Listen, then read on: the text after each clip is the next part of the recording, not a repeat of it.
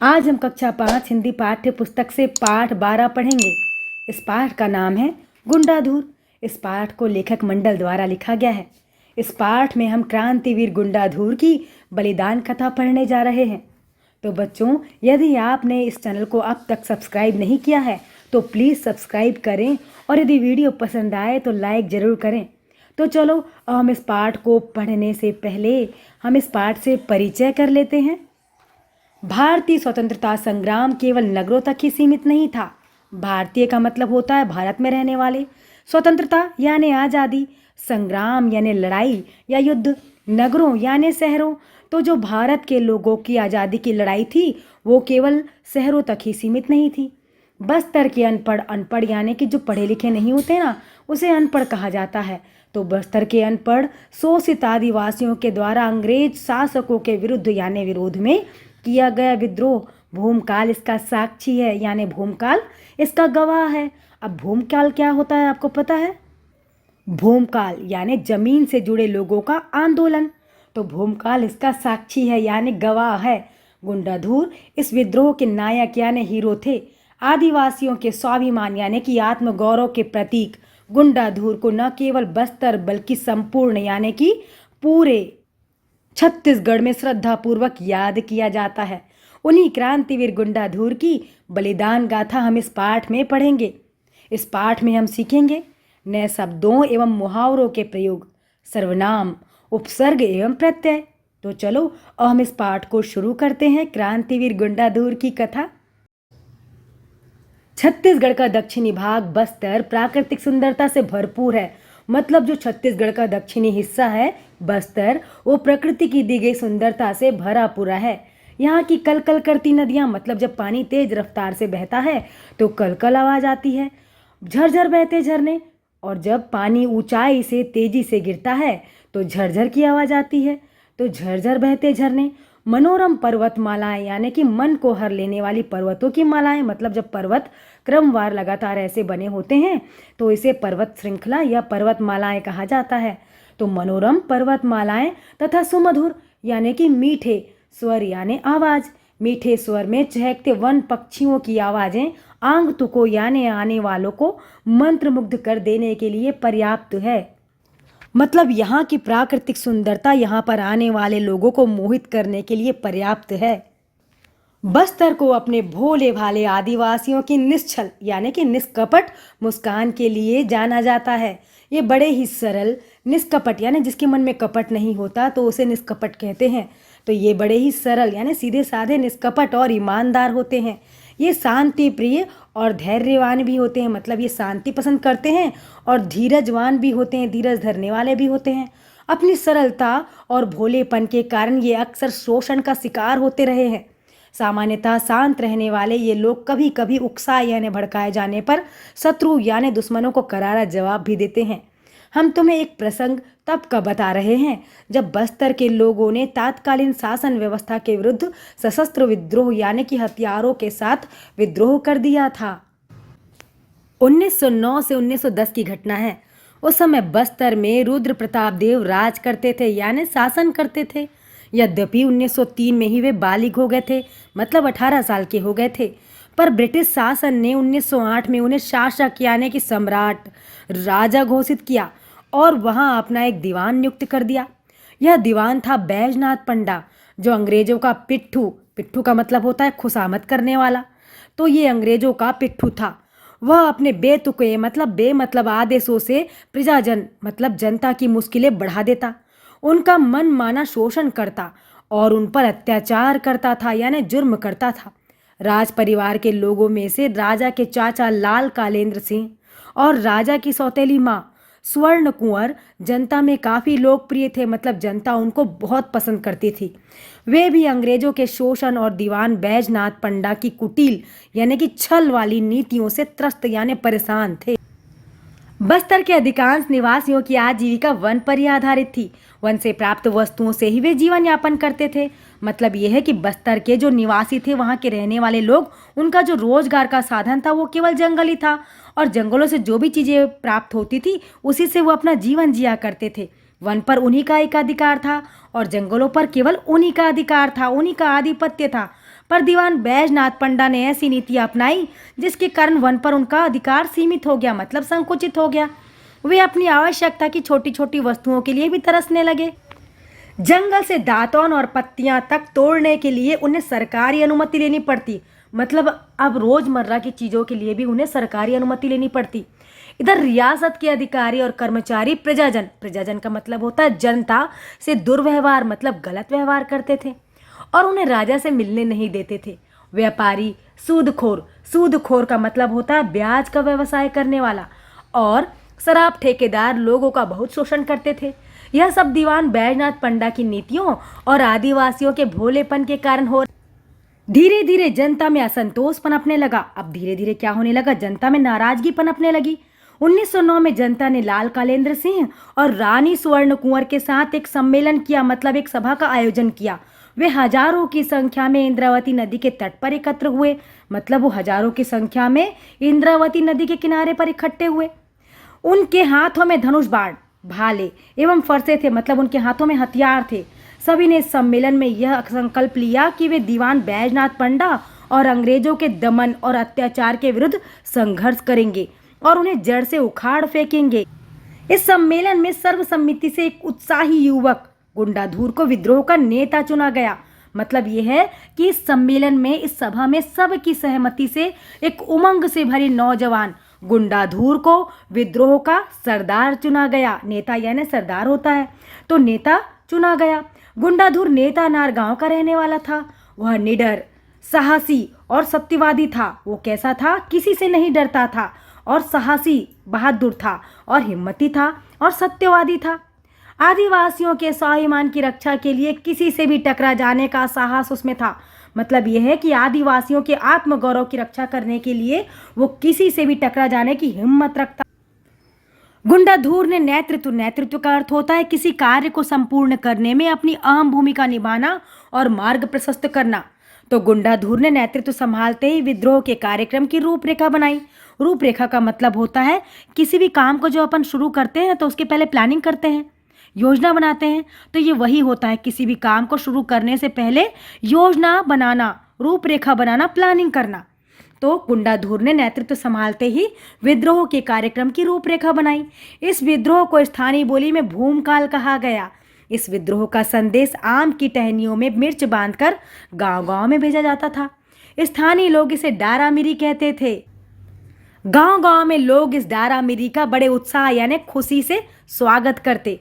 गुंडाधुर की संगठन क्षमता का मतलब होता है समूह की शक्ति, और अद्भुत यानी निराली। तो गुंडाधुर की संगठन क्षमता अद्भुत थी। कुछ ही दिनों में हजारों बस्तरवासी इस भूमकाल आंदोलन से जुड़ गए। गुंडाधुर ने अंग्रेजों, शोषक व्यापारियों, सूदखोरों, सरकार के पिट्ठू अधिकारियों, कर्मचारियों को सबक सिखाने की रूपरेखा बनाई। गुंडाधुर की योजना के अंतर्गत अंग्रेजों के संचार साधनों को नष्ट करना, सड़कों पर बाधाएं खड़ी करना, थानों एवं अन्य सरकारी कार्यालयों को लूटना और उनमें आग लगाना शामिल। मतलब जो गुंडाधुर थे उनकी प्लानिंग के अंतर्गत में था अंग्रेजों के संचार के साधन, मतलब सूचनाओं का जो आदान प्रदान वो किया करते थे, जैसे डाक, तार, रेडियो आदि, और गमनागमन के साधनों को नष्ट कर देना। सड़कों पर बाधाएं खड़ी करना, जैसे सड़कों पर बड़े बड़े गड्ढे खोद देना, बड़े बड़े टीलों को रख देना, पेड़ों को काट के डाल देना। इस तरह से सड़कों पर बाधाएं खड़ी करना और थानों एवं अन्य सरकारी कार्यालयों को लूटना और उनमें आग लगाना शामिल थे। 2 फरवरी 1910 को सबसे पहले बस्तर में इस ऐतिहासिक भूमकाल की शुरुआत हुई। ऐतिहासिक का मतलब होता है बच्चों व्यक्ति, समाज, देश की महत्वपूर्ण घटनाओं का कालक्रम से लिखा हुआ विवरण। तो 2 फरवरी 1910 को सबसे पहले बस्तर में इस ऐतिहासिक भूमकाल की शुरुआत हुई। बस्तर का पुसवाल बाजार सबसे पहले लूटा गया। एक भूचाल सा आ गया, मतलब एक हलचल सी मच गई। पुलिस थाने लूटे गए, शोषकों को मारा गया और जंगल विभाग के कार्यालयों को नष्ट कर दिए गए। 2 फरवरी 1910 को सबसे पहले बस्तर में इस ऐतिहासिक भूमकाल की शुरुआत हुई। ऐतिहासिक का मतलब होता है बच्चों व्यक्ति या समाज, देश की महत्वपूर्ण घटनाओं का कालक्रम से लिखा हुआ विवरण या जिसका वर्णन इतिहास में लिखा हो। तो 2 फरवरी 1910 को सबसे पहले बस्तर में इस ऐतिहासिक भूमकाल की शुरुआत हुई। बस्तर का पुसवाल बाजार सबसे पहले लूटा गया। एक भूचाल सा आ गया, मतलब ये बाजार इस तरह से लूटा गया कि एक हड़कंप सा मच गया, हलचल मच गई। पुलिस थाने लूटे गए, शोषकों को मारा गया और जंगल विभाग के कार्यालय नष्ट कर दिए गए। इस विद्रोह की आग देखते ही देखते पूरे बस्तर में फैल गई। राजा ने इस विद्रोह की सूचना अंग्रेजों को दे दी। अंग्रेज सरकार ने इस विद्रोह को कुचलने के लिए मेजर जनरल गेयर तथा डीवरे को 500 सशस्त्र सैनिकों के साथ बस्तर भेजा, मतलब हथियारों वाले सैनिकों को 500 हथियारों वाले सैनिकों को बस्तर भेजा। क्रांतिकारियों ने अंग्रेज सैनिकों को घेर लिया। एक तरफ धनुष बाण, भालों और फरसों से लैस भूमिका लिए थे, तो दूसरी ओर अंग्रेज और उनके बंदूकधारी सैनिक। अंग्रेज सैनिकों ने गोलियां चलाई, जिनसे 5 क्रांतिकारी मारे गए, पर विद्रोह अन्य स्थानों पर भी फैल गया। गुंडाधुर और उनके सहयोगी लाल कालेंद्र सिंह, रानी सुवर्ण कुंवर, बाला प्रसाद, नरसिंह तथा दुलार सिंह विद्रोह की आग को हवा दे रहे थे, मतलब बढ़ा रहे थे। वे क्रांतिकारियों के प्रेरणा स्रोत थे। डोंगर गांव, अल्लार तथा अन्य कई स्थानों पर चली इसी तरह की मुठभेड़ों में लगभग 500 क्रांतिकारी मारे गए। एक बार स्थिति यहां तक पहुंची कि सैकड़ों साथियों के साथ गुंडाधुर ने मेजर गेयर को घेर लिया। वह आत्मसमर्पण के लिए भी तैयार हो गया, पर सोनू मांझी नाम के एक लालची व्यक्ति ने अपने ही भाइयों के साथ विश्वासघात किया, मतलब छल किया, उन्हें धोखा दिया। उसने सभी क्रांतिकारियों को विश्वास में लेकर उन्हें इतनी शराब पिला दी कि वे बेसुध हो गए, मतलब होश खो बैठे। अल्लार के मैदान में राग रंग में डूबे इन लोगों को अंग्रेजों की सेना ने घेर लिया और गोलियां चलाई। सैकड़ों लोग मारे गए। पकड़े गए लोगों को जगदलपुर के गोल बाजार में इमली के पेड़ पर फांसी दे दी गई, पर अंग्रेज गुंडाधुर की छाया भी न छू सके। वीर यानी बहादुर गुंडाधुर अपने विश्वास पात्र साथी ढिबरीधुर के साथ सघन यानी घने वन में गायब हो गया। फिर कभी उसका पता न लग सका। बच्चों, एक समय ऐसा आया कि गुंडाधुर ने अपने सैकड़ों साथियों के साथ मिलकर मेजर गेयर को घेर लिया, तो वो पकड़ा गया। वो अकेला क्या करता, उसने आत्मसमर्पण कर दिया, मतलब उसने अपने आप को गुंडाधुर के हवाले कर दिया। पर जो सोनू मांझी नाम का एक आदमी था, जो कि गुंडाधुर के टीम का ही था, उन्हीं के समूह का था, उसने अपने ही लोगों के साथ छल किया, धोखा किया, गद्दारी की और उन्हें इतनी शराब पिला दी कि वो बेहोश हो गए, उनको कुछ होश ही नहीं था। और अंग्रेजों ने इनकी बेहोशी की हालत में ही इनके ऊपर गोलियां चला दी, जिससे सैकड़ों लोग मारे गए। और जो बाकी पकड़े गए लोग थे, उन्हें जगदलपुर के गोल बाजार में इमली के पेड़ के नीचे फांसी दे दी गई। पर अंग्रेज गुंडाधुर का कुछ नहीं बिगाड़ सके। गुंडाधुर अपने विश्वास पात्र, मतलब अपने भरोसेमंद मित्र ढिबरीधुर के साथ में घने जंगलों में गायब हो गए और उनका पता फिर कभी नहीं लगा। अंग्रेज उनको पकड़ ही नहीं सके, उनका कुछ बिगाड़ ही नहीं सके। बस्तर के इतिहास का यह स्वातंत्र्य आंदोलन यद्यपि असफल हो गया, पर इस आंदोलन के जरिए गुंडाधुर ने आदिवासियों को उनके अधिकारों के लिए जागृत कर दिया। स्वातंत्र्य का मतलब होता है आज़ादी, असफल का मतलब होता है विफल या नाकामयाब। तो भले ही ये आज़ादी का आंदोलन नाकामयाब हो गया हो, पर इस आंदोलन के जरिए गुंडाधुर ने आदिवासियों को उनके हक के लिए जगा कर रख दिया। उनके भीतर अपनी मिट्टी, अपने जंगल के प्रति प्रेम भाव जागा और वे देशभक्त बने, मतलब वो देश प्रेमी बने। उन्हें अपनी संस्कृति और स्वाभिमान की रक्षा के लिए तत्पर रहने की प्रेरणा मिली। इधर लोगों के बदले तेवर देखकर शोषकों के मन में भय यानी डर उत्पन्न हुआ। शोषक, अत्याचारी अधिकारी, सूदखोर तथा आदिवासियों के भोलेपन का लाभ लेने वाले अन्य लोग भयभीत हुए, मतलब डर गए और शोषण में कमी आई। यह सब गुंडाधुर और उसके विद्रोह भूमकाल के कारण हो सका। आज भी छत्तीसगढ़ में गुंडाधुर का नाम बड़ी श्रद्धा से लिया जाता है। गुंडाधुर को बस्तर का स्वाभिमान कहा जाता है। आदिवासियों के स्वाभिमान के प्रति गुंडाधुर को न केवल बस्तर बल्कि संपूर्ण छत्तीसगढ़ में श्रद्धापूर्वक याद किया जाता है। तो बच्चों, हमने इस पाठ में क्रांतिवीर गुंडाधुर की बलिदान गाथा पढ़ी। अब हम चलते हैं इस पाठ में दिए गए शब्दार्थों की ओर। शब्दार्थ में से कुछ शब्दों के अर्थ नहीं दिए गए हैं। नीचे बने कोष्टक में से उनके अर्थ चुनकर शब्दों के सामने लिखो। बच्चों, यहाँ पर कुछ शब्दार्थ ऐसे हैं जिनके अर्थ पहले से ही लिखे हुए हैं और कुछ शब्दार्थ ऐसे हैं जिनके अर्थ नहीं लिखे हुए हैं। हमको यहाँ से छाट कर उनके अर्थ लिखना है, तो हमने पहले से ही लिख दिया है, आप भी अपने बुक में लिख लीजिएगा। तो चलो शब्दों के अर्थ देखें।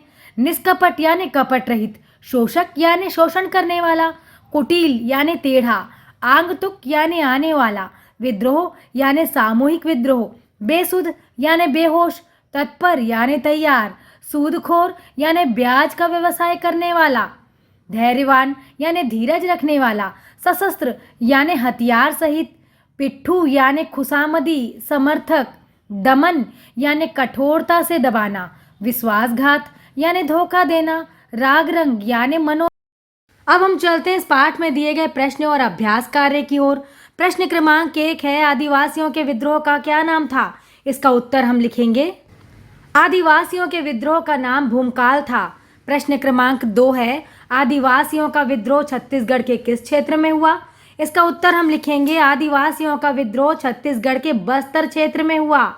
प्रश्न क्रमांक 3 है, बैजनाथ पंडा कौन था? लोग उससे असंतुष्ट क्यों थे? इसका उत्तर हम लिखेंगे, बैजनाथ ब्रिटिश शासक का दीवान था। वह अंग्रेजों का पिट्ठू था। वह अपने बेतुके आदेशों से प्रजाजन की मुश्किलें बढ़ा देता था, उनका मनमाना शोषण करता था, उन पर अत्याचार करता था, इसलिए लोग उससे असंतुष्ट थे। प्रश्न क्रमांक 4 है, आदिवासियों के प्रेरणा स्रोत कौन कौन थे? इसका उत्तर हम लिखेंगे, आदिवासियों के प्रेरणा स्रोत गुंडाधुर और उसके सहयोगी लाल कालेंद्र सिंह, रानी सुवर्ण कुंवर, बाला प्रसाद, नरसिंह तथा दुलार सिंह थे। प्रश्न क्रमांक 5 है, भूमकाल आंदोलन का क्या असर हुआ? इसका उत्तर हम लिखेंगे, भूमकाल आंदोलन के अंतर्गत बस्तर का पुसवाल बाजार लूटा गया। इससे एक भूचाल सा आ गया, पुलिस थाने लूटे गए, शोषकों को मारा गया। इस विद्रोह की आग देखते ही देखते पूरे बस्तर में फैल गई। प्रश्न क्रमांक 6 है, अगर सोनू मांझी ने विश्वासघात नहीं किया होता तो क्या होता? इसका उत्तर हम लिखेंगे, अगर सोनू मांझी ने विश्वासघात नहीं किया होता तो भूमकाल आंदोलन सफल हो जाता। प्रश्न क्रमांक 7 है, आदिवासियों ने यदि धनुष बाण की जगह बंदूकों का प्रयोग किया होता तो क्या होता? इसका उत्तर हम लिखेंगे, आदिवासियों ने यदि धनुष बाण की जगह बंदूकों का प्रयोग किया होता तो भूमकाल आंदोलन सफल हो जाता। प्रश्न क्रमांक 8 है, आदिवासी जंगल के आसपास रहते हैं, उन्हें जंगल से क्या क्या चीजें मिलती है? तो इसका उत्तर हम लिखेंगे, आदिवासियों को जंगल से लकड़ी, औषधियाँ, फल, फूल, कंदमूल, दातौन, शहद एवं जानवरों का मांस एवं आजीविका के लिए अन्य उपयोगी वस्तुएं भी उन्हें जंगल से प्राप्त होती हैं। प्रश्न क्रमांक 9 है, केवल नाम लिखो। क, बस्तर का दीवान बैजनाथ पंडा, राजा की सौतेली माँ स्वर्ण कुंवर, आम की टहनी और मिर्च का संदेश डारा मिरी, विश्वासघाती आदिवासी सोनू मांझी। अब आगे है भाषा तत्व एवं व्याकरण। प्रश्न क्रमांक 1 है, निम्नलिखित मुहावरों के अर्थ लिखकर वाक्य प्रयोग करो। तो चलो करते हैं। पहला यहाँ पर दिया हुआ है मंत्रमुग्ध होना। मंत्रमुग्ध होने का अर्थ होता है मोहित हो जाना। इसका हम वाक्य में प्रयोग करेंगे, बस्तर का प्राकृतिक सौंदर्य यहाँ आने वालों को मंत्रमुग्ध कर देता है। दूसरा है करारा जवाब देना। इसका अर्थ होता है मुंह तोड़ जवाब देना। इसका हम वाक्यों में प्रयोग करेंगे, शिवाजी ने औरंगजेब को युद्ध में करारा जवाब दिया। तीसरा है जड़ से उखाड़ फेंकना। इसका अर्थ होता है समूल नष्ट कर देना। इसका हम वाक्य में प्रयोग करेंगे, आदिवासियों ने अंग्रेज और उनके सहयोगियों को जड़ से उखाड़ फेंकने का संकल्प लिया। चौथा है छाया भी ना छू सकना। इसका अर्थ होता है कुछ बिगाड़ ना पाना। इसका हम वाक्य में प्रयोग करेंगे, गुंडाधुर ने मेजर गेयर को घेर लिया पर अंग्रेज उसकी छाया भी ना छू सके। पांचवा है भूचाल आना। इसका अर्थ होता है हलचल मचना। इसका हम वाक्य में प्रयोग करेंगे, भूमकाल आंदोलन से बस्तर में भूचाल सा आ गया। छठवा दिया हुआ है टकरा जाना। इसका अर्थ होता है मुकाबला करना। इसका हम वाक्यों में प्रयोग करेंगे, गुंडाधुर आदिवासियों के आत्मगौरव की रक्षा के लिए किसी से भी टकरा जाने की हिम्मत रखता था। प्रश्न क्रमांक 2 है, नीचे लिखे वाक्यों में रेखांकित सर्वनाम किसके लिए प्रयोग किए गए हैं? बच्चों यहाँ पर नीचे कुछ वाक्य दिए गए हैं, उन पे जो रेखांकित सर्वनाम है वो किसके लिए प्रयोग किए गए इसे हमको लिखना है। तो चलो देखें। क है, वन पर आदिवासियों का ही एक अधिकार था, पर दीवान बैजनाथ पंडा ने ऐसी नीति अपनाई जिसके कारण उस पर उनका अधिकार सीमित हो गया। तो बच्चों ये जो उस दिया हुआ है ये वन के लिए प्रयोग किया गया है और उनका ये आदिवासियों के लिए प्रयोग किया गया है। ख है, बस्तर के लोग सरल, निष्कपट और ईमानदार होते हैं, ये शांति प्रिय भी हैं। ये आदिवासी कभी कभी अपने शत्रुओं को करारा जवाब भी देते हैं। तो बच्चों ये जो सर्वनाम है ये बस्तर के लोगों के लिए प्रयोग किया गया है और अपने ये आदिवासियों के लिए प्रयोग किया गया है। ग है, हम तुम्हें उस समय का प्रसंग बता रहे हैं। तो बच्चों हम उत्तम पुरुष के लिए है और तुम्हें मध्यम पुरुष के लिए है। आप यहाँ पर सोच रहे होंगे कि हम उत्तम पुरुष के लिए क्यों प्रयोग किया गया है और तुम्हें जो सर्वनाम है वो मध्यम पुरुष के लिए क्यों प्रयोग किया गया है। तो इसे समझने के लिए आपको उत्तम पुरुष की परिभाषा ध्यान से समझनी होगी। जिन सर्वनामों का प्रयोग वक्ता यानी बोलने वाला अपने लिए करता है उन्हें उत्तम पुरुष कहते हैं, जैसे मैं, मेरा, मुझे, हम, हमारी आदि। तो यहाँ पर जो वाक्य कहता है कि हम तुम्हें उस समय का प्रसंग बता रहे हैं। कौन बता रहा है उस समय का प्रसंग? हम बता रहे हैं ना, इसीलिए हम सर्वनाम उत्तम पुरुष के लिए प्रयोग किया गया है। अब तुम्हें समझने के लिए आपको मध्यम पुरुष की परिभाषा ध्यान से सुननी और समझनी होगी। तो जिन सर्वनामों का प्रयोग श्रोता के लिए किया जाता है, मतलब जिन सर्वनामों का प्रयोग सुनने वालों के लिए किया जाता है उन्हें मध्यम पुरुष कहते हैं, जैसे तुम, आप, तू, तुम्हें आदि। तो यहाँ पर इस वाक्य में सुनने वाले के लिए क्या प्रयोग किया गया है? तुम्हें, मतलब हम तुम्हें उस समय का प्रसंग बता रहे हैं। सुनने वाला कौन? तुम हो ना, मतलब हम तुम्हें उस समय का प्रसंग बता रहे हैं, इसलिए तुम्हें सर्वनाम मध्यम पुरुष के लिए प्रयोग किया गया है। अब आपको समझ आ गया होगा। यदि ना समझ में आया हो बच्चों तो आप कमेंट्स बॉक्स में जाकर लिखें और हमें बताएं। आगे है प्रश्न क्रमांक 3। निम्नलिखित वाक्यों के खाली स्थानों में रेखांकित शब्दों के विलोम शब्द भरो। बच्चों यहाँ पर कुछ वाक्य दिए गए हैं, इन वाक्यों में कुछ शब्द रेखांकित हैं। इन रेखांकित शब्दों के हमको विलोम यानी अपोजिट वर्ड लिखना है। तो चलो लिखते हैं। क दिया हुआ है, गांधी जी ने अंग्रेजों से सहयोग। तो सहयोग का विलोम यानी अपोजिट होगा असहयोग, तो हमको खालिस्तान में असहयोग लिखना है। तो ये वाक्य कुछ इस तरह से होगा, गांधी जी ने अंग्रेजों से सहयोग करने के स्थान पर असहयोग करने का निश्चय किया। ख है, रुद्र प्रताप देव 1900 तक खालिस्तान थे, बाद में 1903 में बालिग हुए। तो बालिग का अपोजिट यानी विलोम होगा नाबालिग, तो हमको खालिस्तान में नाबालिग लिखना है। तो ये वाक्य कुछ इस तरह से होगा, रुद्र प्रताप देव 1900 तक नाबालिग थे, बाद में 1903 में बालिग हुए। ग है, शांति। तो शांति का अपोजिट यानी विलोम होगा अशांति, तो हमको खालिस्तान में अशांति लिखना है। तो ये वाक्य कुछ इस तरह से हो जाएगा, शांति के समय अशांति की बात करना ठीक नहीं।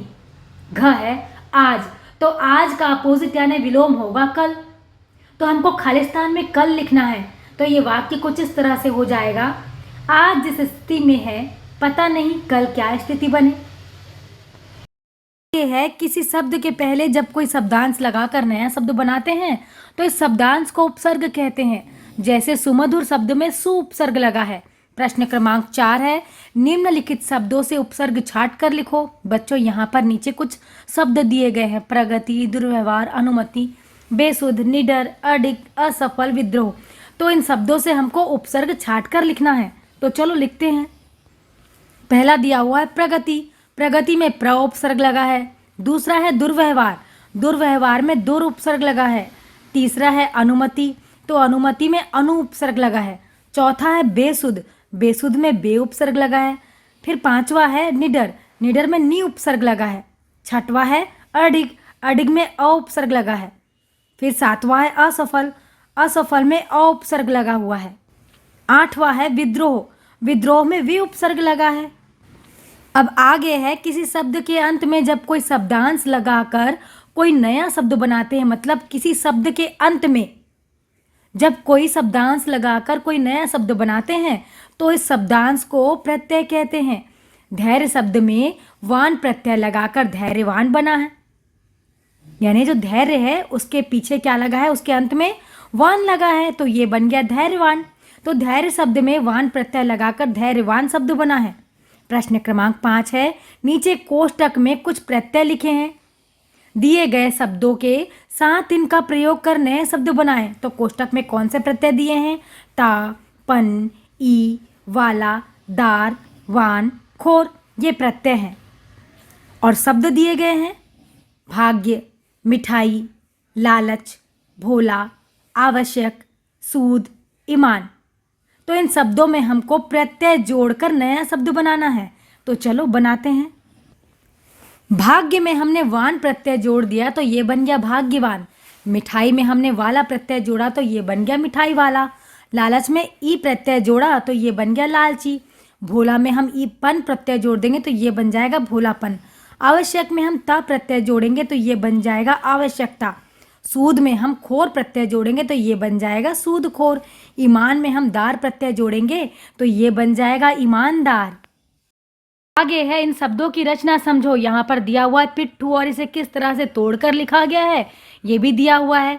छुट्टी की मात्रा धन प, धन ट, ट की नीचे हलंत, मतलब कि ये ट आधा है, मतलब ये अक्षर आधा है। धन ठ, धन बड़ू की मात्रा पिट्ठू।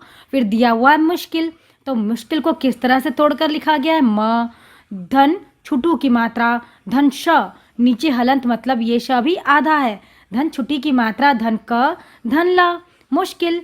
फिर दिया है विद्रोह, विद्रोह को किस तरह से तोड़कर लिखा गया है, छुट्टी की मात्रा धन व, धन द, नीचे हलंत, मतलब ये द भी आधा द है। धन र, धन ओ की मात्रा धन ह, विद्रोह।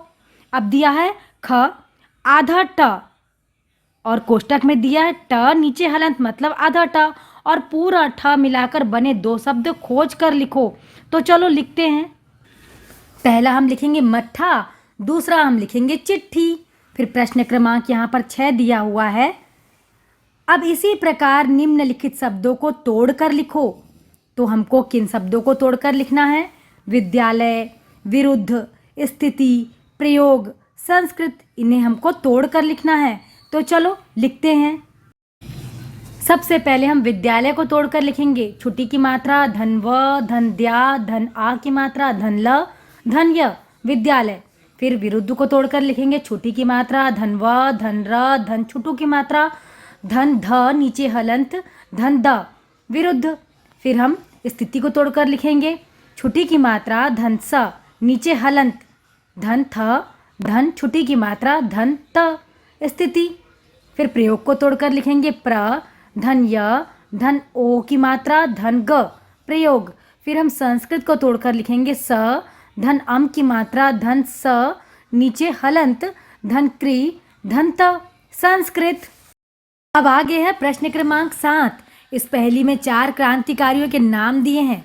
दिए गए सूत्रों से यानी संकेतों से इन्हें पहचानो और लिखो। बच्चों यहाँ पर कुछ संकेत दिए गए हैं, इन्हीं संकेतों से हमको इसे पहचानना है और इस पहेली को पूरा करना है। तो चलो करते हैं। बस्तर का क्रांतिकारी गुंडाधुर, काकोरी कांड का क्रांतिकारी बिस्मिल, झारखंड का क्रांतिकारी बिरसा मुंडा, पानी के जहाज से कूद कर आया क्रांतिकारी वीर सावरकर। तो बच्चों ये पाठ आपका यहाँ पर समाप्त होता है। आप इस पाठ को सुनिए, समझिए और इस पाठ में दिए गए प्रश्न और अभ्यास कार्य को अपनी नोटबुक में पूरा कीजिए। और हाँ, यदि आपने इस चैनल को अब तक सब्सक्राइब नहीं किया है तो प्लीज़ सब्सक्राइब करें और यदि वीडियो पसंद आए तो लाइक ज़रूर करें। अब हम मिलेंगे नए पाठ के साथ नए वीडियो में।